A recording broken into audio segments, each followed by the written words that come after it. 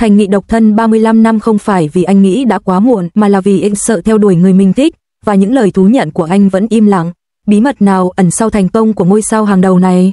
Những người nổi tiếng hàng đầu không kén chọn mối quan hệ, mặt sợ mạo hiểm đằng sau việc Thành Nghị độc thân 35 tuổi là khó khăn trong việc cân bằng giữa sự nghiệp và cuộc sống cá nhân, khi việc công khai mối quan hệ có thể làm lung lay kỹ năng diễn xuất, danh tiếng và hình ảnh công chúng tích lũy bao năm của anh. Tình yêu trở thành một vấn đề chiến lược đòi hỏi sự tính toán tỉ mỉ. Muộn quá, tôi vừa lướt qua chủ đề thịnh hành đó, và tôi tức giận đến mức ngón tay run rẩy. Tôi sẽ nói dài dòng thêm một lúc nữa trước khi ngủ. Họ phải mổ xẻ chuyện này thật kỹ lưỡng. Thành Nghị đã 35 tuổi rồi, vậy mà Internet vẫn cứ đổ dồn vào cuộc hôn nhân của anh, như thể đến tuổi đó đồng nghĩa với việc phải xếp hàng để lấy giấy chứng nhận kết hôn. Về lý do tại sao anh ấy không vội vàng, cư dân mạng đưa ra đủ loại suy đoán, áp lực gia đình, sự nghiệp, nhưng vấn đề thực sự dường như vẫn chưa được nói ra. Tôi thấy một số bài đăng khá buồn cười, nói rằng anh ấy quá sợ hãi khi theo đuổi những người mình thích. Nghe có vẻ như một thái độ gia trưởng kiểu, tôi lo cho anh ấy. Vấn đề là, chẳng phải xung quanh anh ấy có quá nhiều người thích anh ấy sao? Chỉ cần xét đến hình ảnh tích cực của công chúng từ vài bộ phim truyền hình của anh ấy, con số đó hẳn phải rất lớn, nhưng anh ấy đã từng phản hồi trước đây. Thái độ của anh ấy trong một số lần xuất hiện trước công chúng gần như là kiểu, tôi đã nghe nói rồi, nhưng tôi không mắc bẫy. Nói rằng anh ấy không thích ai là một lời buộc tội quá nặng nề. Một người đã hoạt động trong ngành nhiều năm như vậy, nếu anh ấy thực sự kén chọn, anh ấy đã tìm được người phù hợp từ lâu rồi. Tôi nghĩ có thể anh ấy không kén chọn, anh ấy chỉ chưa gặp được người mà anh ấy có thể hoàn toàn buông bỏ những e dè của mình. Chúng ta cần xem xét vị thế hiện tại của anh ấy. Ở giai đoạn này của sự nghiệp, quy mô đã rất lớn, không có nhiều diễn viên như anh ấy mà phim truyền hình luôn duy trì tỷ suất người xem cao. Tôi nhớ vài năm trước anh ấy đã đóng một bộ phim cổ trang. Ban đầu phim chỉ được yêu thích ở mức trung bình, nhưng kỹ năng diễn xuất vững chắc của anh ấy đã một mình đưa nó lên hàng đầu. Theo số liệu thống kê của ngành mà tôi từng xem, một số bộ phim anh ấy tham gia đã liên tục giữ vững vị trí top 5 về thị phần người xem hiệu quả trên một số nền tảng nhất định. Điều này không thể duy trì chỉ bằng sự nổi tiếng. Điều này cho thấy vốn liếng của anh ấy là sự kết hợp giữa tác phẩm và hình ảnh công chúng, hai thứ bền vững hơn nhiều so với việc chỉ là một ngôi sao hàng đầu. Vì vậy, anh ấy phải tính toán rõ ràng tác động và chi phí của bất kỳ thay đổi bên ngoài nào, chẳng hạn như việc đột nhiên công khai mối quan hệ. Người anh ấy đang tìm kiếm không thể là người mà anh ấy cần phải dành thêm năng lượng để duy trì sự cân bằng trong dư luận, điều đó quá mệt mỏi. Anh ta không thể nào không biết đến vô số câu chuyện thành công và vô số ví dụ tiêu cực trong ngành này, nơi mà việc công khai mối quan hệ trực tiếp dẫn đến việc cắt giảm nguồn lực. Lời tuyên bố không dám theo đuổi của anh ta nghe có vẻ giống như một lời tự vệ hơn. Nếu anh ta thực sự yêu ai đó, mối quan hệ đó chắc chắn sẽ trải qua một quá trình sàng lọc phức tạp hơn gấp trăm lần so với người bình thường. Hãy nghĩ mà xem, một khi anh ta công khai những trải nghiệm trong quá khứ, giả sử, hoàn cảnh gia đình, thậm chí cả bài đăng mà cô ấy tích trên Weibo 10 năm trước của người phụ nữ đó sẽ bị đào xới và công khai, như vậy chẳng phải là quá áp lực cho cô ấy sao? Thành Nghị có thể chịu đựng được, nhưng liệu cô ấy có sẵn lòng chia sẻ với anh ta không? Đây chính là cái giá tiềm ẩn của việc trở thành một ngôi sao hàng đầu. Càng lên cao, việc có một mối quan hệ bí mật càng trở nên khó khăn. Tôi cảm thấy anh ta có thể đã có người trong lòng, nhưng anh ta không thể tìm được cơ hội phù hợp, hay đúng hơn là người có thể cùng anh ta tìm ra một lối thoát an toàn.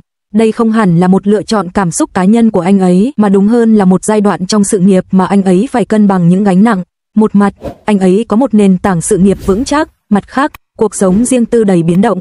Ai cũng muốn đạt được sự cân bằng hoàn hảo. Hiện tại, tất cả nguồn lực và năng lượng của anh ấy nên tập trung vào việc làm cho bộ phim tiếp theo thành công, chứ không phải giải quyết những đồn đoán của công chúng về mối quan hệ của mình. Khi anh ấy cảm thấy thời điểm đã chín muồi và an toàn để chia sẻ công khai mối quan hệ này, anh ấy sẽ tự nhiên lên tiếng. Hiện tại, mọi người đang soi mói đời tư của anh ấy, vậy mà anh ấy vẫn miệt mài thực hiện nhiệm vụ chuyên môn của mình.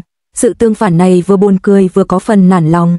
Vậy, vấn đề không phải là tuổi tác hay tiêu chuẩn cao, mà là môi trường công nghiệp, thứ đã biến những nhu cầu tình cảm của một người trưởng thành bình thường thành một vấn đề chiến lược được tính toán tỉ mỉ. Vào tháng 10 năm 2025, tên của Thành Nghị đồng thời xuất hiện trên top tìm kiếm của hai bộ phim truyền hình lớn, bộ phim cổ trang Hai Thủ Đô 15 ngày, nhận được lời khen ngợi trực tiếp từ CCTV, và bộ phim chuyển thể manga Thiên Địa Kiếm Tâm với ngày công chiếu được công bố đã khuấy động toàn bộ Internet. Nam diễn viên 35 tuổi này không hề gây sốt hay vướng phải scandal nào, đã chinh phục khán giả chỉ bằng một bức ảnh tĩnh và một đoạn trailer.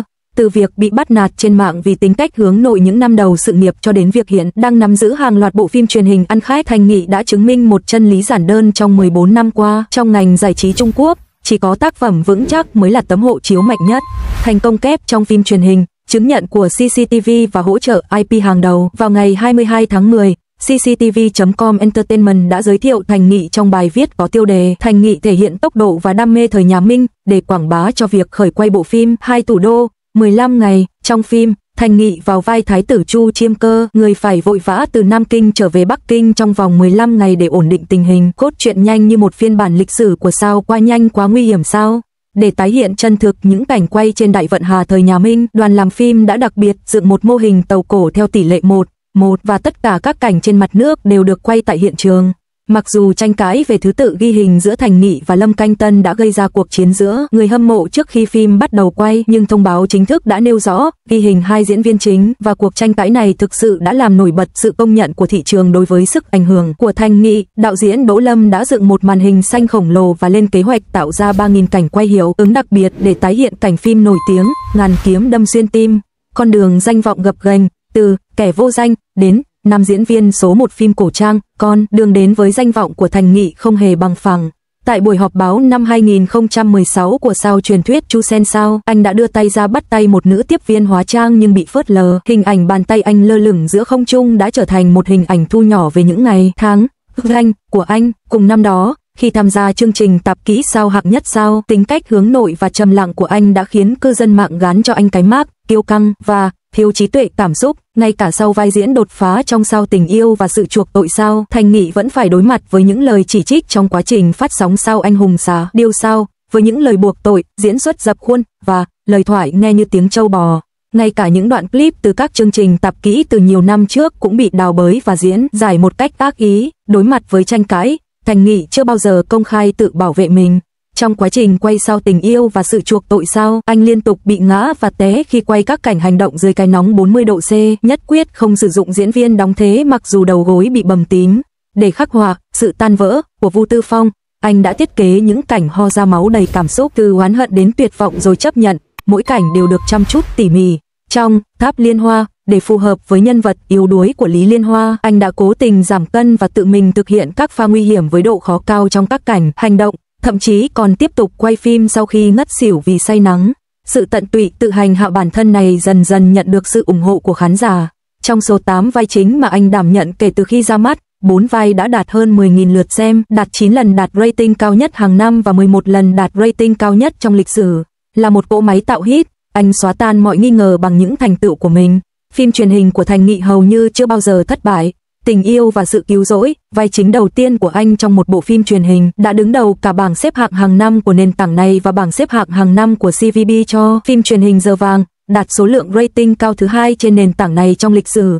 Sự hợp tác của anh với Dương Tử trong Agaut, một bộ phim ăn khách, đã mang về cho anh lời khen ngợi từ Dương Tử, người mô tả anh là có kỹ năng diễn xuất xuất sắc và sự chuyên nghiệp, có thể nhanh chóng khơi gợi cảm xúc trong các cảnh quay với bạn diễn. Liên Hoa Các đã trở thành ẩn số của mùa phim hè 2023 với điểm đánh giá 8,5 trên Douban và hơn 10.000 lượt xem, mang về cho anh giải thưởng diễn viên la hét hàng năm. Ngay cả bộ phim gây tranh cãi Đi Đến Núi và Biển cũng lập kỷ lục phim võ thuật với 9,6 triệu lượt đặt trước trên 2 nền tảng và hơn 10.000 lượt xem sau khi phát hành. Chi tiết diễn xuất của anh thường xuyên được khán giả đánh giá cao. Ví dụ như nỗi đau và tình cảm sâu sắc trong ánh mắt khi lời nguyền tình yêu bùng lên trong Tình Yêu và Sự Cứu Chuộc, hiệu ứng run rẩy có chủ đích khi uống nước đá khi Lý Liên Hoa ho ra máu trong Liên Hoa Các, và thậm chí cả thiết kế 132 biểu cảm mắt khác nhau cho các nhân vật của anh. Những nét chấm phá tinh tế này đã nâng tầm nhân vật của anh vượt ra khỏi kịch bản, biến họ thành ánh trăng trắng trong lòng khán giả.